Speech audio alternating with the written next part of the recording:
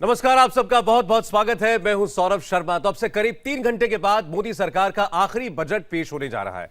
वित्त मंत्री पीयूष गोयल सुबह 11 बजे अपनी बजट स्पीच शुरू करेंगे और कहने को यह अंतरिम बजट है, लेकिन इस बजट में कई बड़े ऐलान होने की उम्मीद है। अलग अलग राज्यों में किसान आंदोलन कर रहे हैं, युवाओं को रोजगार चाहिए और कल ही एक रिपोर्ट आई जिसके मुताबिक इस वक्त रोजगार की हालात काफी खराब है। नौकरी पेशा वर्ग को भी टैक्स में पिछले कई बजट से राहत नहीं मिली है। चुनाव में 4 महीने का वक्त बचा है। ऐसे में मोदी सरकार के सामने चुनौती होगी एक ऐसा बजट पेश करने की जिससे सभी वर्गों को कुछ ना कुछ हासिल हो। माना जा रहा है कि सरकार आज इनकम टैक्स स्लैब में भी कुछ परिवर्तन कर सकती है। किसानों के लिए कोई राहत पैकेज या डायरेक्ट पैसे का ट्रांसफर इस स्कीम का भी ऐलान किया जा सकता है। बहरहाल देखना होगा। 3 घंटे के बाद अब से ये बजट पेश करेंगे पीयूष गोयल। आखिरी बजट मोदी सरकार का, चुनावी साल है और उम्मीद की जा रही है कि इस बजट में इस बार लोगों को लुभाने के लिए बहुत कुछ होगा।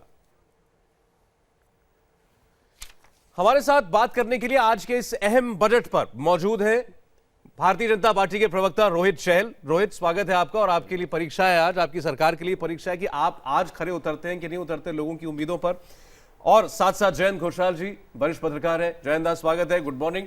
और जी.के. मिश्रा साहब इकोनॉमिस्ट हैं, खास तौर पर टैक्स एक्सपर्ट के तौर पर आज हम उनसे बात करेंगे। तो पहले एक अनबायस्ड ओपिनियन लेने के लिए जयंत घोषाल का रुख करते हैं। जयंत, बहुत ज्यादा चर्चा इस बात को लेकर के रही है और विवाद भी रहा है कि इसको अंतरिम बजट माना जाए, वोट ऑन अकाउंट माना जाए, या सारी परंपराओं को तोड़ते हुए मोदी सरकार अपने आखिरी बजट को एक पूर्ण बजट की तरह पेश करने जाएगी और कुछ बड़े पॉलिसी डिसीजंस ले सकती है, कोई बड़े ऐलान कर सकती है जो आमतौर पर इंटरिम बजट में नहीं होते।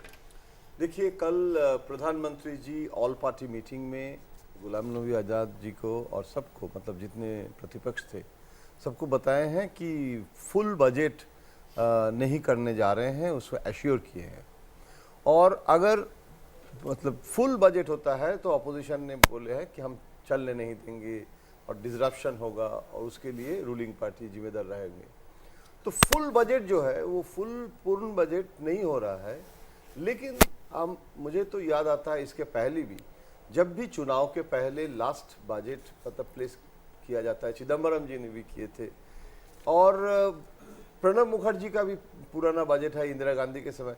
तो मुझे याद आता है कि जब भी इंटरिम बजट भी होते हैं तो सरकार का अधिकार है जी जो संदेश देना है और जो मतलब देखिए, जैसे आप बोल रहे हैं कि कुछ अनाउंसमेंट होने का संभावना वो रह जाता है।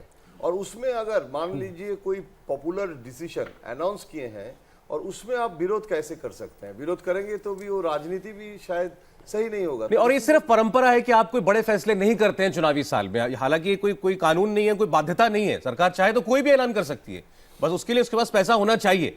फर्क केवल इतना है। और जैसा हम आपसे 30% की टैक्स स्लैब है, उसमें कोई 20% की टैक्स स्लैब भी इंट्रोड्यूस की जा सकती है, या फिर जो लोग इनकम टैक्स से एग्जेम्प्टेड हैं उसकी जो 2.5 लाख तक की लिमिट है उसको बढ़ा करके 5 लाख किया जा सकता है। ऐसी बहुत सी बातें, और खास तौर पर किसानों के लिए भी कोई बड़ा ऐलान किया जा सकता है। रोहित जी, कुछ आज का पेपर लीक करेंगे हमारे लिए? देखिए, मुझे लगता है कि जो क्वेश्चन पेपर है और जिस तरीके का आप कह रहे हैं वो बहुत जल्दी आ जाएगा। और हमें पूरी उम्मीद है जिस तरीके से जो आज जो सरकार है, मोदी जी की सरकार है, वो गरीबों की, पिछड़ों की, दलितों की और युवाओं की, सभी को साथ लेकर चलने वाली और सबका ध्यान रखने वाली सरकार है। जिस तरीके से लगभग पिछले 5 साल हो गए हैं और मोदी जी ने गरीबों, क्योंकि गरीबी से वो खुद आए हैं और गरीबी को जिया है मोदी जी ने, तो गरीबों की सरकार है। जिस तरीके से आप देखेंगे, चाहे वो प्रधानमंत्री आवास योजना के तहत 1 करोड़ लोगों को आवास देने की बात हो, चाहे मुद्रा लोन के तहत आपने कहा कि युवाओं को रोजगार की बात हो, 12 करोड़ लोगों को सीधा सीधा लोन देने की बात हो, चाहे उसके अलावा महिलाओं को 9 करोड़ शौचालय बनाकर सम्मान देने की बात हो, एक माँ के आंसू पहुंचने का काम एलपीजी सिलेंडर के द्वारा, इतना ही नहीं, चाहे वो हेल्थ इंश्योरेंस आयुष्मान भारत के तहत 50 करोड़ लोगों का डायरेक्ट हेल्थ इंश्योरेंस कराने की बात हो, ऐसे बहुत से काम है। इतना ही नहीं, पूरे देश के अंदर विकास का, डेवलपमेंट का एक मॉडल देखेंगे आप, जहां 12 किलोमीटर सड़कें बनती थी, आज 27 किलोमीटर। ये तो 4.5 साल की बात हो गई रोहित। बात तो अब आज की करनी है कि आज आपकी सरकार क्या करने जा रही है। अच्छा, हमें जो कुछ अनुमान लगा है, या आप कह सकते हैं जो भी कयास लगाए जा रहे हैं सूत्रों की बिना पर, बहरहाल वो क्या कहते हैं, क्या हो सकता है आज के बजट में, एक नजर इस पर हम डालते हैं। जो बात हम आपसे कह रहे थे इनकम टैक्स की बात, 2.5 लाख से बढ़ाकर न्यूनतम स्लैब 3 लाख तक की जा सकती है। यानी सरल भाषा में 3 लाख तक जिसकी सालाना आमदनी है उसको कोई इनकम टैक्स नहीं देना पड़ेगा। यह अब तक 2.5 लाख रुपए थी। महिलाओं के लिए यही छूट 3.25 लाख के करीब तक जा सकती है।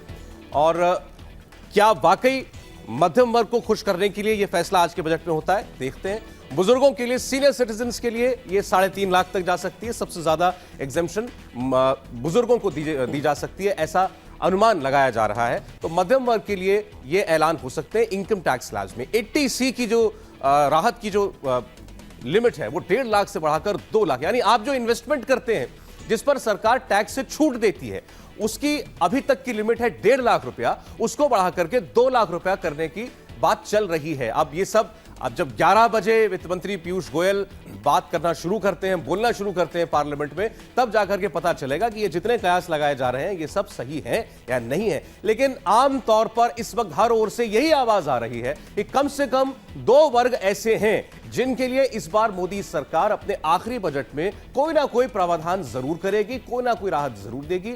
एक मध्यम वर्ग, मिडिल क्लास, और दूसरा किसान। अभी तक हम आपसे बात कर रहे हैं मध्यम वर्ग की। डीके मिश्रा साहब, ये अभी तक जो लग रहा है कि ऐसा कुछ सरकार कर सकती है, रियलिस्टिक है, लगता है आपको हो सकता है? जी, ये बिल्कुल रियलिस्टिक लगता है। देखिए, एक बात ये समझना बहुत ज़रूरी है कि हमें कोई भी बजट का ऐलान इस दिशा में भी सोचना पड़ेगा कि हमारा जीडीपी क्या है, हमारा ओवरऑल इकॉनमी की साइज़ क्या है, और अल्टीमेटली क्योंकि इलेक्शन ईयर है, जनता की ढेर सारी आकांक्षाएं हैं, ख़ास तौर से जैसा आपने कहा कि मिडिल क्लास और उसमें विशेष तौर से सैलरी क्लास के वर्ग के लोग, वो ढेर सारी अपेक्षाएं रख के इस सरकार से चल रहे हैं। तो सरकार उनके बारे में काफ़ी गंभीर भी है। कई मौके पे उन्होंने उनको आश्वासन भी दिया है कि ये एक बहुत बड़े रीढ़ की हड्डी हैं जो कि ज़्यादा से ज़्यादा टैक्स वहन करते हैं, डायरेक्ट टैक्स, तो उनके लिए एक राहत तो होनी ही चाहिए इस बजट में, ऐसा मैं अपेक्षा कर रहा हूँ। जहाँ तक स्लैब की बात है कि स्लैब को कहाँ से कितना बढ़ाया जा सकता है, तो इसमें मेरा एक विचार है, क्योंकि भारत का जो कर बेस है, जो टोटल कर देने वाले लोग हैं, उसमें 2.5 लाख से 5 लाख की कैटेगरी में काफ़ी लोग आते हैं, और ऐसा देखा गया है कि इसकी सीमा बढ़ाने पे बहुत से लोग उससे बाहर हो जाते हैं। तो सरकार की एक चिंता ये भी बनी रहती है कि इसकी सीमा बढ़ाना तो चाहती होगी सरकार, लेकिन हो सकता है कि ये एक समस्या उनको आती होगी। तो इस चीज़ को ध्यान में रखते हुए, जैसे आपको ध्यान होगा, एक 87A का बेनिफिट है जिसमें कि सीमा वही रखी जाती है, लेकिन एक राहत के तौर पे टैक्स का ऐसे वर्ग जो 5 लाख के नीचे हैं उनको दिया जा सकता है। तो मेरी ये उम्मीद है कि हो सकता है टैक्स स्लैब एक नोशनल तौर पे सिर्फ 50,000 रुपये से बढ़ाया जाए जी, और 87A के जरिए ऐसा कोई और प्रोविजन ला के उनको एक राहत दिया जाए, जिससे साइकोलॉजिकली लगे कि 5 लाख तक आय करने वाले व्यक्ति के पास डिस्पोजेबल इनकम ज्यादा है और वो घर पे ज्यादा ले जा सकता है। आपने लेकिन अभी एक शब्द इस्तेमाल किया कि ऐसा लगे उसको, अब उसको वाकई कोई राहत मिलती है, सिर्फ उसको आभास दिया जाता है कि आपको राहत दी जा रही है, ये एक बड़ा सवाल है। बहरहाल, हमने मध्यम वर्ग की बात की, अब बात किसानों की करते हैं। किसानों के लिए क्या हो सकता है इस बजट में? देखिए, एक पहला विचार ये चल रहा है कि खेती के लिए बिना ब्याज का कर्ज किसानों को मुहैया कराया जाए।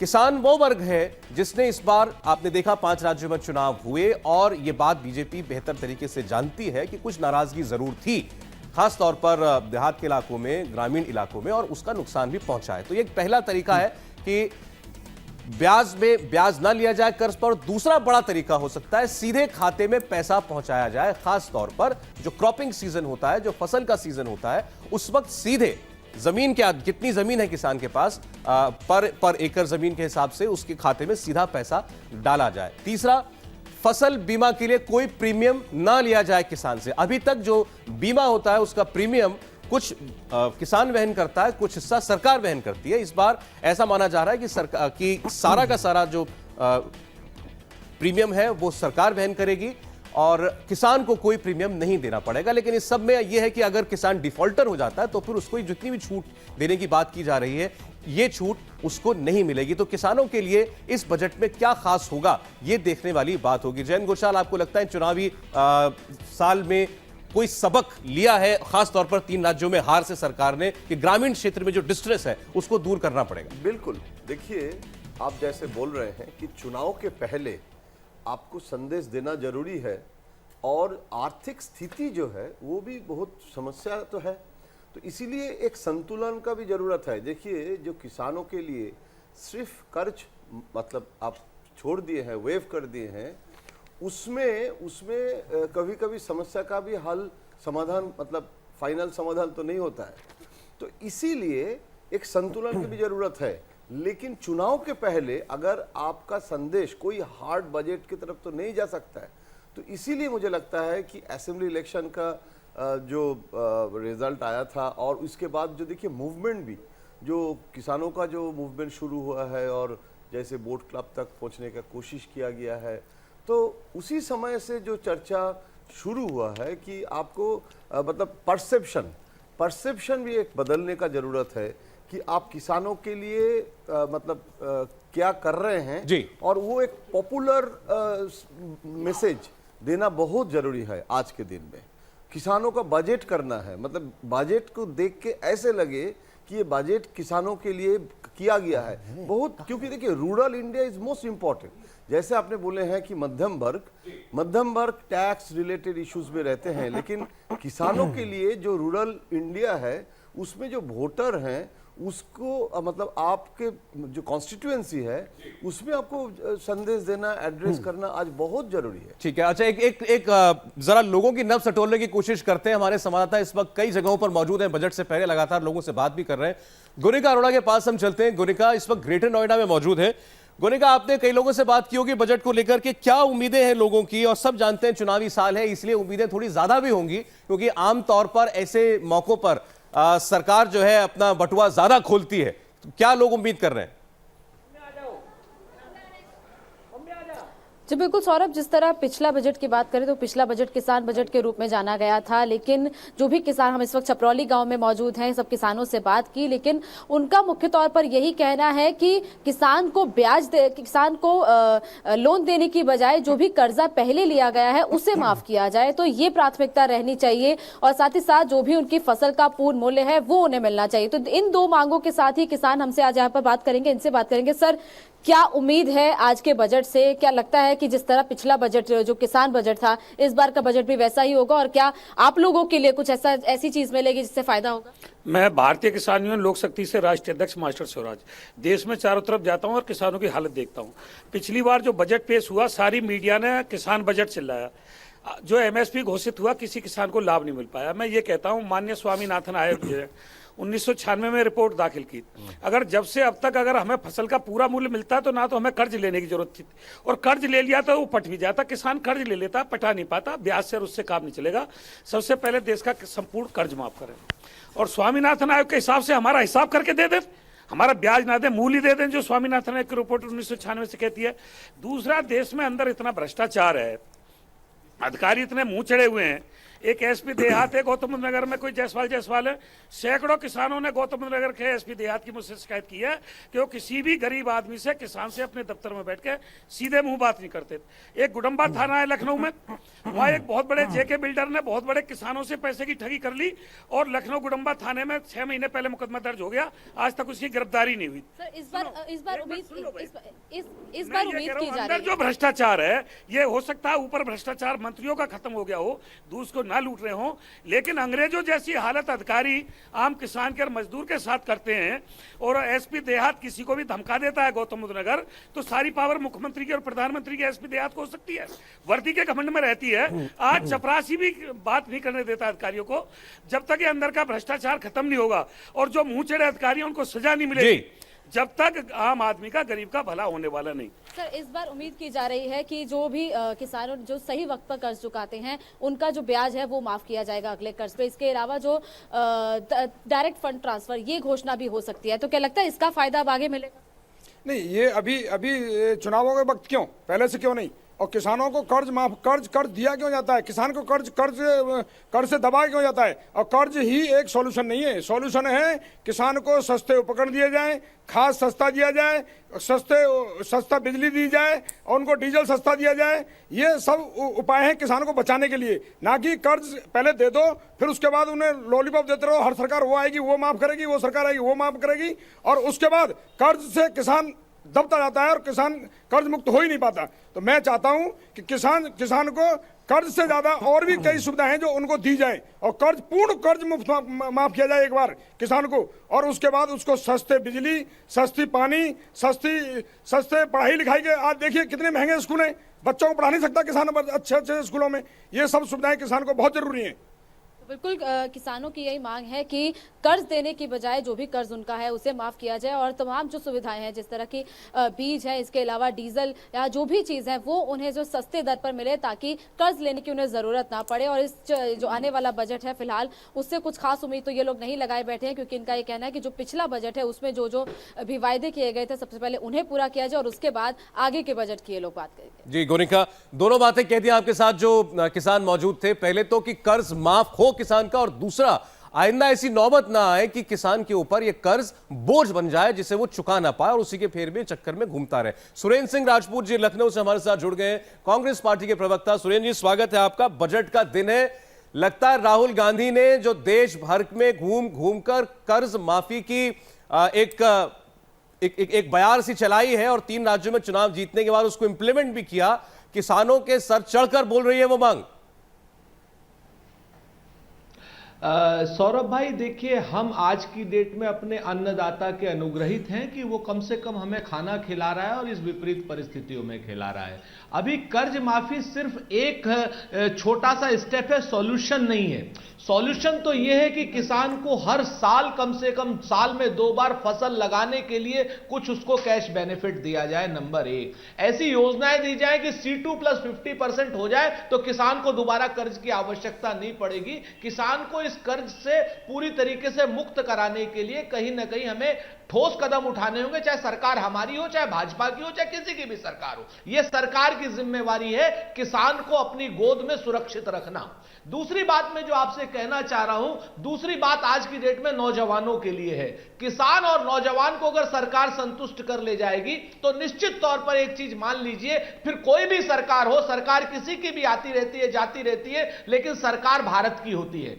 तो ये नौजवान और किसान के लिए जरूर होना चाहिए, नंबर 1। और नंबर 2, भाजपा के लिए मैं एक, रोहित बैठे हुए हैं यहां पर, एक बड़ा पुराना शेर था कि तुम्हारी फाइलों में गांव का मौसम गुलाबी है, मगर ये आंकड़े झूठे, ये दावे किताबी हैं। तुम्हारी मेज चांदी की, तुम्हारे जाम सोने के, मगर किसान के घर में आज भी फूटी रकाबी है। सौरभ भाई, आंकड़े छुपाने वाली सरकार आ गई, पहले तो गुलाबी करने वाली सरकार थी, अब आंकड़े फाइलें ही लेके भाग गई है। NSSO के आंकड़े छुपा रही है, सब जगह के किसानों की आत्महत्या के आंकड़े छुपा रही है, बेरोजगारी दर के आंकड़े छुपा रही है। ऐसी अच्छा, मैं आपकी बात का जवाब ले लेता हूं। रोहित, अब आप जवाब उनको शेर में देंगे या डेटा से देंगे? हालांकि डेटा पर यकीन नहीं कर रहे वो आपके। देखिए, बिल्कुल वो करेंगे भी नहीं, लेकिन मुझे लगता है कि आज भी अगर बिल्कुल उन्होंने सही कहा, मैं एक बात से सहमत हूं, जो अन्नदाता है हमारा देश का किसान हो और जो जवान हो, वो देश की रीढ़ की हड्डियां हैं और उसी वजह से आज देश यहां तक पहुंचा है, महत्वपूर्ण बात है। लेकिन 4 पुश्तों के कांग्रेस के राज करने के बाद भी अगर 60 साल रहे, उसके बाद भी आज किसान की हालत है, तो उसके लिए जिम्मेवार कौन है? एक बात। दूसरा प्रश्न ये उठता है, देखिए प्रधानमंत्री जब से आए, पहले ही भाषण में जब संसद में उन्होंने दिया था मोदी जी ने, तो उन्होंने किसान की बात की थी, आय दुगनी करने की बात की। मैं कहता हूं आज किसान का MSP 1.5 गुना करने की बात हो। मैं इतना ही नहीं, पहले तो इनको बजट में, इनको याद कितना बजट था मैं उनको ये बता देता हूं। इनके समय में 9,830 करोड़ रुपए किसान का एक होता था, करोड़ रुपए खर्च होता था किसान का। आज 3 गुना कर दिया गया है। आज लगभग 37,000 करोड़ रुपए आज किसानों के लिए बजट के अंदर रखा गया है। दूसरी बात मैं बता देता हूं कि देखिए, चाहे सॉइल हेल्थ कार्ड की बात हो, लगभग 13 करोड़ सॉइल हेल्थ कार्ड पूरे बनाए गए, चाहे बीमा फसल योजना की बात हो। अभी आप किसानों की बात सुन रहे हैं, अभी आप खुद ही किसानों की बात सुन रहे थे ना। देखिए, मैं बिल्कुल, देखिए, और एक और नहीं सौरभ जी, एक आखिरी बात, देखिए बहुत अच्छी बात उन्होंने किसान जो नेता थे उन्होंने कही थी, उन्होंने कहा था स्वामीनाथन आयोग। स्वामीनाथन आयोग जी की जो सिफारिशें थी वो 8 साल कांग्रेस के समय वहां पर आई। 8 साल तक कांग्रेस जो है उसके ऊपर सांप की तरह कुंडली मारकर बैठी रही, वो सिफारिशें लागू नहीं की। मोदी सरकार आते ही अब उनको लागू करने का काम मोदी सरकार ने किया है, चालू किया। और स्वामीनाथन आयोग जी ने सिफारिश, उनका पहली बार देखिए टाइम्स ऑफ इंडिया के अंदर तारीफ की है मोदी जी की कि हाँ, चाहे आजादी से पहले और आजादी के बाद ऐसी पहली सरकार आई है जिसने किसानों के लिए इतना काम किया है। और आप मान के चलिए कि 4 साल 5 साल में इतनी जल्दी, और उम्मीद यह है कि और अब जो बजट आएगा वो किसानों के पक्ष में और मिडिल क्लास के पक्ष में आएगा, और किसान जो है वो अन्नदाता है, उसका ध्यान रखा जाएगा। उम्मीदें जो है अभी तक की, लग रहा है कि सरकार ऐसे कदम भी उठा सकती है। एक नजर उस पर डालते हैं, गरीबों के लिए क्या हो सकता है आम बजट में, क्योंकि हर सरकार दावा करती है कि वो गरीबों की सरकार है, लेकिन गरीबी कभी हटती नहीं है। तो एक यूनिवर्सल बेसिक इनकम, ये 2 साल से दरअसल एक शिगुफा अब तक लग रहा है कि चल रहा है। इसको एक जो इकोनॉमिक एडवाइजर थे सरकार के, उन्होंने इकोनॉमिक सर्वे में 2 साल पहले इसका जिक्र किया था कि गरीब आदमी को उसके खाते में हर महीने कुछ पैसा दिया जाए। इसको लागू करने के दो तरीके हैं कि सरकार ये सारा का सारा पैसे का जो भी खर्च है इसको खुद वहन करे, और दूसरा कि जितनी सब्सिडियां अभी तक दी जाती हैं अलग अलग मदों में, उन सबको कंबाइन कर दिया जाए या उनको खत्म कर दिया जाए और वो पैसा सीधे एक गरीब आदमी के अकाउंट में डाल दिया जाए कि कम से कम उसको जीवन यापन के लिए कहीं और हाथ ना फैलाना पड़े। लेकिन ऐसा लगता है कि राहुल गांधी आजकल जो सरकार के मन में चल रहा होता है उसको पढ़ लेते हैं और उसका ऐलान पहले कर देते हैं कि अगर हम सरकार में आए तो हम ऐसा करेंगे, क्योंकि वो पहले ही एक मिनिमम इनकम की बात उठा चुके हैं। बहरहाल अगर सरकार ऐसा कदम उठाती है तो आप मानिए कि हर व्यक्ति के खाते में हर महीने 700 से 1200 रुपए डाले जा सकते हैं। अब यह निर्धारण कैसे होगा कि गरीब व्यक्ति किसको माना जाए और उसको कम से कम कितना पैसे की जरूरत है, ये सब डिटेल की बातें हैं और अगर ऐसी कोई स्कीम सरकार लाती है तो उसका फाइन प्रिंट पढ़ना पड़ेगा। माना जा रहा है कि लगभग 12 करोड़ लोगों को इसका फायदा हो सकता है। माना जाता है कि भारत की आबादी में से लगभग 25 करोड़ लोग गरीबी रेखा के नीचे रहते हैं। अगर माने कि ये 25 करोड़ लोग हैं तो इसमें परिवार हो सकते हैं 8 से 10 करोड़। तो क्या एक परिवार में एक व्यक्ति को ये लाभ दिया जाएगा या हर गरीब व्यक्ति को लाभ दिया जाएगा या हर अडल्ट को ये लाभ दिया जाएगा जो गरीबी रेखा के नीचे रहते हैं, ये सब बातें अभी नहीं कही जा सकती। लेकिन सरकार के ऊपर खर्च इसका लगभग 1 लाख करोड़ रुपया सालाना आ सकता है। इसका इंतजाम सरकार कहां से करेगी, ये सोचने वाली बात है। इतना पैसा है सरकार के पास जैन जी? देखिए, मैं बार बार यही कहना चाहता हूं कि जो समस्या है और उसके समाधान, देखिए पैसा जो है उसकी कमी है और आज बीजेपी पावर में है, कल और कोई पार्टी आ सकता है। इसके पहले भी कांग्रेस 60 साल राज किए हैं। लेकिन सवाल है, मुझे तो देखिए नेहरू जी जो चिट्ठी लिखते थे ना चीफ मिनिस्टर को, उसमें भी लिखते थे हर चिट्ठी में कि देश की सबसे बड़ी समस्या है कि इन्फ्लेशन, प्राइस राइज, किसानों का समस्या और उसका समाधान करना है। तो मुझे लगता है 60 साल कांग्रेस पावर में थे, उसके बाद भी समाधान तो मतलब हो नहीं सकता है 100%, ये तो आइडियल है। लेकिन प्रतिपक्ष का काम है शिकायत उठाना। लेकिन जब आप रूलिंग पार्टी में आप हैं और उस समय आपको जो बैलेंस मनी, उसमें जो मैनेजमेंट, मतलब जो डेबिट और क्रेडिट का यही तो है ना जी हाँ। और उसमें आप जो भी करें, कोई मैजिशियन तो नहीं है कि जो इनकम है वो अचानक बढ़ा सकते हैं। और financial health of the country, देश का आर्थिक स्थिति क्या है, कैसा है, ग्लोबल सिचुएशन क्या है, ये सब हम लोग जानते हैं। तो उसी में अभी यही देखना है कि आज के दिन में बजट में कैसे, जैसे आप बोल रहे हैं कि ये पैसा कहाँ से आएगा, वही देखने लायक चीज़ है कि कहाँ से वो पैसा आ सकता है। क्योंकि बेसिकली एक लिमिटेशन है कि आप जैसे एक तरफ से आप बोल रहे हैं कि सब्सिडी खत्म करके फिर वो पैसा दूसरी तरह से डायरेक्ट आम जनता के पास पहुंचाना अकाउंट में जी। तो इसका मतलब क्या है? इसका मतलब है कि आपको किसी मतलब अकाउंट से वो पैसा जो है सब्सिडी बंद करना है और दूसरी जगह वो ही पैसा आपको डालना। मतलब एक हाथ से लिया और दूसरे हाथ से दिया। लेकिन क्या इसकी क्या रूपरेखा होगी? अभी तो सवाल यह है कि क्या वाकई ऐसी कोई स्कीम सरकार ने इस पर विचार किया है और लाने जा रही है? ये सारी बातें अब से थोड़ी देर के बाद जब वित्त मंत्री पीयूष गोयल बजट भाषण पढ़ना शुरू करते हैं तब साफ होगा। लेकिन इस बात के पूरे आसार हैं कि आज के बजट में लोगों को खुश करने के लिए मोदी सरकार कोई बड़े कदम उठा सकती है। एक छोटे से ब्रेक का वक्त है हमारे लिए, बहुत जल्द वापस लौटेंगे। क्या हो सकता है मोदी सरकार के आखिरी बजट में, लगातार हमारी कवरेज जारी है।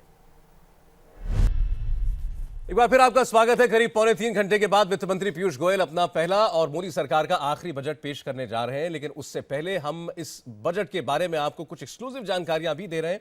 हमारे साथ शिव प्रताप शुक्ला जी जुड़ चुके हैं, वित्त राज्य मंत्री हैं केंद्र सरकार में। सर स्वागत है आपका। शुक्ला साहब, आपको आवाज मिल रही है? सर हमें आकर के अपना पूजा पाठ करते हैं, ये सब ले लेना। ही सब तक हमारी आवाज फिलहाल लगता है कि जा नहीं रही है। लेकिन वित्त राज्य मंत्री जी से हम जरूर पूछना चाहेंगे कि आज के बजट में उन्होंने क्या खास इंतजाम किए हैं। फिर मैं कोशिश करता हूं। सर आपको आवाज मिल रही है? शुक्ला जी, फोन लाइन अभी डिस्कनेक्टेड है। खैर, अशोक वानखेड़े जी स्टूडियो में हमें ज्वाइन कर चुके हैं, सीनियर जर्नलिस्ट हैं और इनके पास आमतौर पर बहुत सारे सवाल रहते हैं पूछने के लिए, खास तौर पर सरकार से, और सरकारी सवाल पूछे भी जाने चाहिए। लेकिन आज के बजट से क्या उम्मीद है, ये बता दीजिए आप। बजट से जैसे कि जयंत दादा भी कह रहे थे कि बजट से उम्मीद यही है कि सरकार लगातार बांट रही है और फिर कुछ बांटने की मुझे लगता है कि ओडिशा की एक स्कीम है कलिया करके, एक भावांतर की योजना थी मध्य प्रदेश की पुरानी, तेलंगाना की जो योजना थी जो कैश ट्रांसफ़र डायरेक्ट फार्मर्स को किया था। मुझे लगता है फार्मर्स के लिए बहुत कुछ इसमें होना चाहिए, क्योंकि ये 3 राज्यों में जो लगातार पराजय हुई है सरकार की, वहाँ पे कहीं ना कहीं फार्मर एक बहुत बड़ा इशू था, अनएम्प्लॉयमेंट इशू था। अनएम्प्लॉयमेंट को लेके ऑलरेडी बहुत बहस चल रही है। एक रिपोर्ट थी जो सबमिट की, सरकार को रिलीज़ नहीं की, उसमें बाद में जो रिलीज़ हुई उसमें दावा किया जाता है कि सबसे ज़्यादा बेरोज़गारी, यदि 17-18 में सबसे ज़्यादा बेरोज़गारी इस देश में उभरी है। तो ये तमाम चीज़ें हैं जो सरकार को एड्रेस करनी पड़ेगी, और कहीं ना कहीं मुझे लगता है पैसा डायरेक्ट कैश ट्रांसफ़र का कुछ ऐसी स्कीम होगी इस सरकार के पास, तभी जाके कुछ डैमेज कंट्रोल का प्रयास, क्योंकि समय बहुत कम है। ऐसा स्कीम अगर सरकार लाती है तो क्या उस पर हंगामा तो नहीं होगा कि आप अंतरिम बजट में हंगामा? इतना देखिए, बड़ा पहले भी एक अंतरिम बजट में एक प्रोटोकॉल होता है कि अंतरिम बजट में कोई बड़ा चेंजेस नहीं होते, लेकिन आप यदि देखिएगा तो 1991 में जब यशवंत सिन्हा थे तो उन्होंने डिसइन्वेस्टमेंट की पॉलिसी अंतरिम बजट में दी थी। उसके बाद 2004 में जसवंत सिंह ने तो डीए मर्ज कर दिया था बेसिक पे के साथ, वो एक मेजर थी। फिर उसके बाद 2014 में जब चिदम्बरम आए, उन्होंने 1 रैंक 1 पेंशन का अनाउंसमेंट किया था। फिर एक्साइज ड्यूटी कमर्शियल व्हीकल से लेके तमाम चीज़ों पे कम कर दी थी। ये सारी बातें लोग प्रोटोकॉल के तहत करते हैं, लेकिन जब सरकार बचानी होती है तो फिर ये सारी चीज़ें साइड को लग जाती है और फिर सीधा सीधा। अच्छा, अब शिव प्रताप शुक्ला जी जुड़ गए हैं। आपने जो अभी बात कही मैं सीधे पूछ लेता हूं कि ये सरकार बचाने वाला बजट होगा या देश बढ़ाने वाला बजट होगा। शिव प्रताप जी, आपका बहुत बहुत स्वागत है सर, आपके लिए बड़ा दिन है हम सबके लिए, और गुड मॉर्निंग। इस बजट से पहले लेकिन बहुत सारे कयास हैं कि अंतरिम बजट है या पूर्ण बजट की तरह आप इसको ले रहे हैं और कोई बड़ी घोषणाएं कर सकते हैं। कुछ जानकारी सर हमारे साथ साझा करेंगे?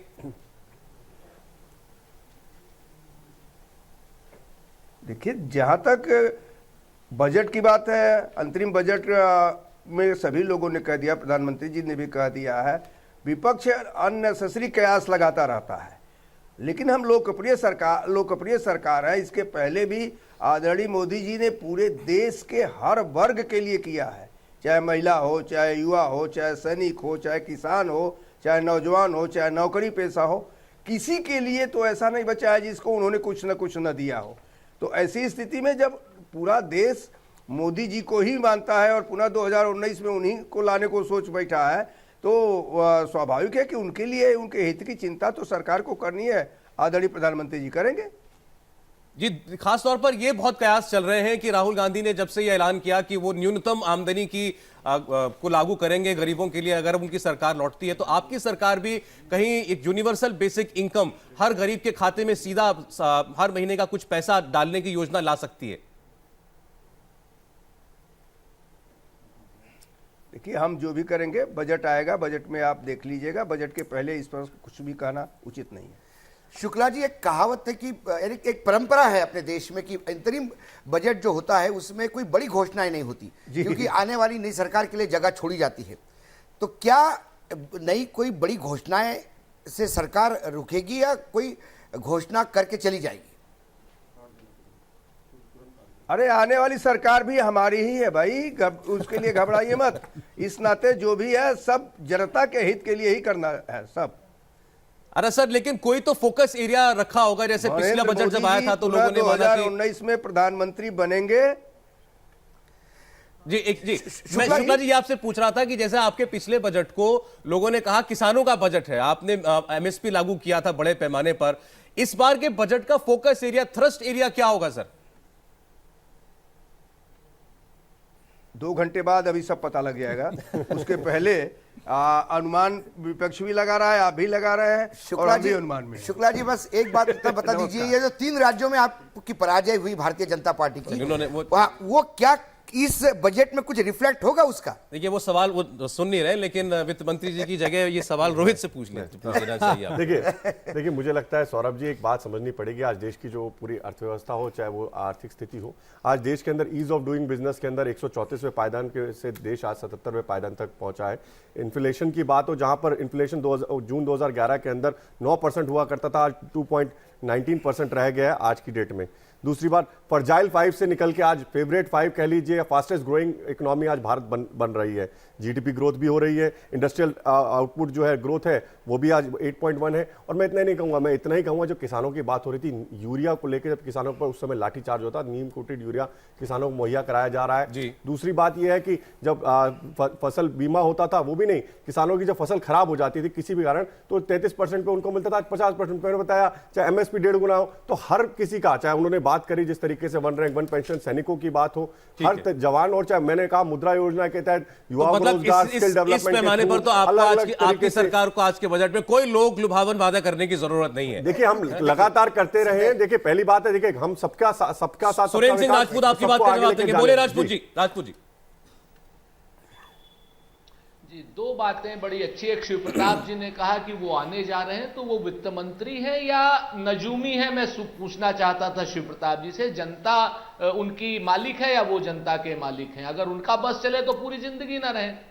दूसरी बात, अभी रोहित चहल जी कह रहे थे, तो मैं पूछ रहा हूं, किस सरकार का बजट आज तक लोक लुभावन नहीं था? वानखेड़ी जी जैसे वरिष्ठ यहां पर बैठे हुए हैं। हर सरकार जनता की वेलबींग के लिए लाती है, लेकिन जनता की वेलबींग होती क्या है?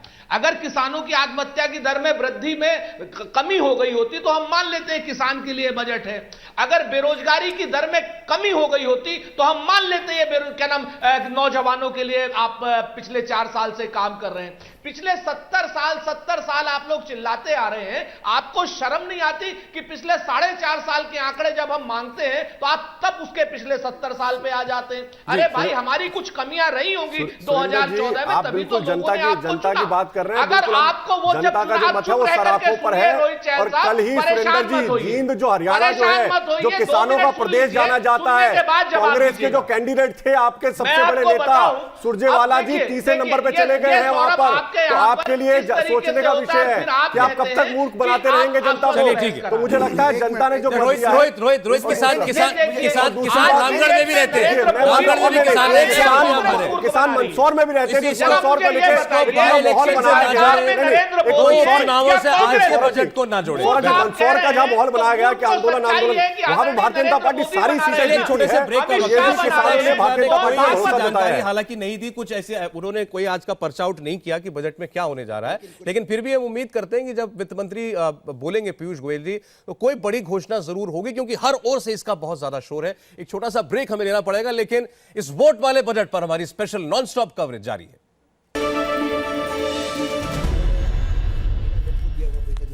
वोट वाला बजट, मोदी सरकार का आखिरी बजट। ठीक 11 बजे वित्त मंत्री पीयूष गोयल बजट पढ़ना शुरू करेंगे, हमें पता लगेगा कि क्या बड़ा ऐलान हो सकता है। लेकिन एक कयास जो सबसे ज्यादा इस वक्त लगाया जा रहा है, और उम्मीद है कि ऐसा हो, यूबीआई, यूनिवर्सल बेसिक इनकम, यानी गरीब और बेरोजगारों के लिए एक वरदान, ऐसा आप कह सकते हैं, मोदी सरकार की तरफ से दिया जा सकता है, जिसमें खाते में सीधा पैसा ट्रांसफर होगा, खास तौर पर उस वर्ग के लिए जो गरीबी रेखा के नीचे अपनी जिंदगी गुजर बसर करता है। और इसमें अभी तक जो जानकारियां आ रही हैं वो ये कि 700 से लेकर 1200 रुपए तक एक खाते में एक व्यक्ति के हर महीने डालेगी मोदी सरकार, और इसका खर्च अनुमानित लगभग 1 लाख करोड़ सालाना सरकार के ऊपर पड़ सकता है। लेकिन अगर यह ऐलान होता है तो क्या इसे पूरी तरीके से चुनावी हथकंडा माना जाएगा?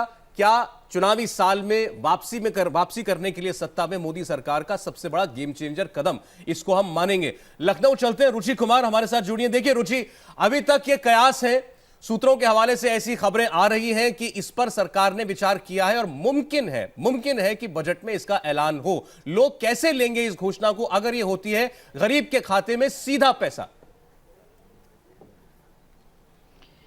देखिए, इस समय हम जो मलिहाबाद है लखनऊ का, उसका सिरगामाऊ गांव में है। बहुत सारे किसान हमारे साथ हैं, इन्हीं से हम पूछते हैं। बस रुचि, आपको एक सेकंड रोक रहा हूं क्योंकि तस्वीरें आ रही हैं। पीयूष गोयल अपने घर से रवाना हुए हैं, वित्त मंत्री पार्लियामेंट हाउस जाएंगे और उसके बाद 11 बजे उनका बजट भाषण शुरू होगा। वित्त मंत्री पीयूष गोयल अपने घर से रवाना हुए हैं, पहला बजट पेश कर रहे हैं पीयूष गोयल, क्योंकि उनके पास प्रभार है इस वक्त। अरुण जेटली जो कि इस वक्त देश में नहीं है, इलाज के लिए विदेश में है, इसलिए प्रभार दिया गया था पीयूष गोयल को, और वो ये बजट, मोदी सरकार का आखिरी बजट और अपना पहला बजट पेश करेंगे। बाहर रिपोर्टर्स की फौज मौजूद है, कोई प्रतिक्रिया लेने की कोशिश हुई उनसे, लेकिन पीयूष गोयल ने इस वक्त कुछ कहा नहीं। जी रुचि। हाँ, तो ये सिरगामाऊ गांव में है, मलिहाबाद का ये इलाका है, बहुत सारे किसान हमारे साथ हैं। ये जो बजट आने जा रहा है आज, इसमें ऐसा कहा जा रहा है कि हो सकता है सरकार जो गरीब लोग हैं उनके अकाउंट में मिनिमम पैसा दे, जो 700 से 1200 रुपया हो सकता है। इससे कुछ आप लोग की जिंदगी पे असर पड़ेगा? असर तो है, नया बजट के सबसे लास्ट बजट है, हो सकता है कुछ किसान भाइयों को राहत मिले, लेकिन इसके पहले तो ऐसा हुआ नहीं है। अधिकतर किसानों का ही नुकसान हुआ है, जैसे कि किसानी करने के लिए समय से खाद नहीं मिली है, नहरों में पानी नहीं है, किसानों का काफ़ी नुकसान हुआ है। और लेकिन अगर पैसा जो गरीब किसान हैं या गरीब लोग हैं गांव के, उनके अकाउंट पे हर महीने पैसा अगर सरकार डालती है, इससे कुछ जिंदगी पे असर पड़ेगा? तो 600-700 रुपये में ज़्यादा कुछ असर नहीं रहेगा, थोड़ा बहुत तो असर रहेगा ही। इसके पहले भी वो उन्होंने बोला था 15-15 लाख खातों में आएंगे, वो भी नहीं आया है। ना तो कर्ज माफ़ी ठीक से हुई है और खाद का पैसा भी सही से नहीं मिल पा रहा है। और ये जो पानी है, सही तरीके से किसानों को नहरों में नहीं मिल पा रहा है, कभी आता है तो कभी नहीं आता है। तो ये किसानों की समस्या है। जैसे अगर सरकार कह रही है कि हर महीने जो गरीब लोग हैं, हो सकता है आज के बजट में ऐलान हो जाए कि उनके अकाउंट में हर महीने कुछ पैसा आ जाएगा, इससे कुछ आप लोग पे असर पड़ेगा, फायदा होगा? कुछ फायदा होगा, थोड़ा बहुत कुछ होगा फायदा। हाँ, दवाई दरमद के चल जाएगी। और किसान के लिए खाद और बीज की सबसे ज़्यादा आवश्यकता है। यहाँ बीज अगर मिले तो सही बीज मिले, और उसकी दवाई प्रक्रिया हर चीज़ सस्ती चीज़ में मिले। हम लोगों को बहुत महंगी दवाई पड़ती हैं। हम लोग बागवानी हमारे यहाँ ज़्यादा होती है, तो बागवानी की दवाई हम लोगों को पैसे की जगह आप चाहते हैं कि ये सारी सुविधाएं मिले। अगर पैसा आता है हर महीने अकाउंट में आ जाता है गरीब लोगों के, तो कुछ आपको क्या लगता है कि इस बजट को फिर आप अच्छा कहेंगे अगर बजट में ये ऐलान हो जाता है? हाँ, बजट में अगर अच्छा पैसा आ रहा है तब तो ठीक है, अगर कम पैसा आ रहा है तो उसमें अधिक लागत होती है बागों में। कम पैसे से काम नहीं चलेगा, क्योंकि एक टैंकर में बागवानी में दवाई में काफ़ी खर्च आता है। अगर पैसा अच्छा आ रहा है तब तो ठीक है, अगर कम पैसा आ रहा है तो प्रॉब्लम फिर से आ रही है। जी, आप कुछ बताते हैं आपके पास तो किसानों की अपनी समस्याएं हैं, उनकी अपनी मांग है। आपने बहुत से किसानों से बात की, सबने कहा कि अलग अलग बातें, कर्ज माफी से लेकर के जब उनको जरूरत होती है खाद की, उस वक्त कीटनाशक की, उस वक्त वो चीजें उनको सस्ते दर पर मुहैया हो। लेकिन आप देखिए अपने दफ्तर पीयूष गोयल अब पहुंच चुके हैं और यहां अधिकारियों के साथ बैठक करेंगे और इसके बाद फिर वो संसद भवन पहुंचेंगे अपना ये पहला बजट पेश करने के लिए। मोदी सरकार के लिए आज का दिन बहुत अहम है। आप कह सकते हैं कि ये आखिरी मौका है सरकार के पास बजट के जरिए लोगों के दिल तक राह बनाने का। और हम सब जानते हैं चुनावी वर्ष है और 4 महीने बस इस सरकार के बाकी हैं, इसलिए विपक्ष भी बहुत ज्यादा चौकन्ना है और पहले से ही दबाव बनाने की कोशिश सरकार के ऊपर थी कि कोई भी बड़ी घोषणा करने से सरकार बचे। बार बार ये कहा गया कि ये आज का जो बजट होगा ये पूर्ण बजट नहीं है, ये केवल अगले 4 महीने सरकार अपना खर्चा निकाल सके, केवल उसके लिए एक वोट ऑन अकाउंट है और इसलिए कोई बड़ी घोषणा सरकार नहीं कर सकती। ये परंपराओं से इतर होगा अगर ऐसा होता है तो। एक बहुत शॉर्ट कमेंट। ये एक्चुअली वोट ऑन अकाउंट और इंटरिम बजट में थोड़ा डिफरेंस है। वोट ऑन अकाउंट में सिर्फ एक्सपेंडिचर होता है और इंटरिम बजट जैसा ही होता है, बस बड़े चेंजेस डायरेक्ट टैक्सेस में और तुम्हारे ये वोट ऑन अकाउंट है या इंटरिम बजट है? ये इंटरिम बजट है। इंटरिम बजट है, चलिए, यानी इसमें छूट है घोषणा करने की? बिल्कुल छूट है घोषणा करने की और वो लेंगे वो। चलिए एक और छोटा सा ब्रेक लेकर वापस लौटते हैं। तो आज की बड़ी खबर आपको बता दें, मोदी सरकार का आखिरी बजट पेश होने जा रहा है। वित्त मंत्री पीयूष गोयल अपने मंत्रालय पहुंच चुके हैं। करीब 2.25 घंटे के बाद वो अपना बजट पेश करेंगे और इस बजट में क्या होता है खास गरीबों के लिए, किसानों के लिए, बेरोजगारों के लिए, मध्यम वर्ग के लिए, सबकी उम्मीदें इस वक्त अपने चरम पर है क्योंकि चुनावी साल है और सब उम्मीद कर रहे हैं कि मोदी सरकार जाते जाते हर किसी को कोई ना कोई सौगात जरूर देकर के जाएगी। बजट पर हमारी कवरेज जारी है, लेकिन एक और छोटे से ब्रेक के लिए रुकना पड़ेगा। जल्द हाजिर होते हैं।